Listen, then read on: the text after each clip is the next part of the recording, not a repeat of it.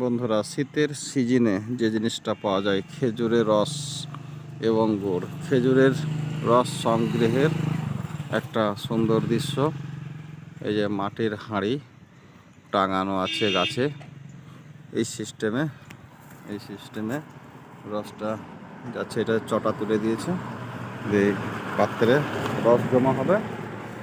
এই রস জাল দিয়ে গুড় তৈরি হবে এবং এই রস খাওয়াও হয়, পানীয় মিষ্টি, খুব একদম ন্যাচারাল খাবার। কে কে খেয়েছেন জানাবেন। তবে এই এলাকার সিস্টেমটা একটু আলাদা টাইপের রস সংগ্রহের। আপনাদের কেমন লাগছে একটু কমেন্টের মাধ্যমে অবশ্যই জানাবেন।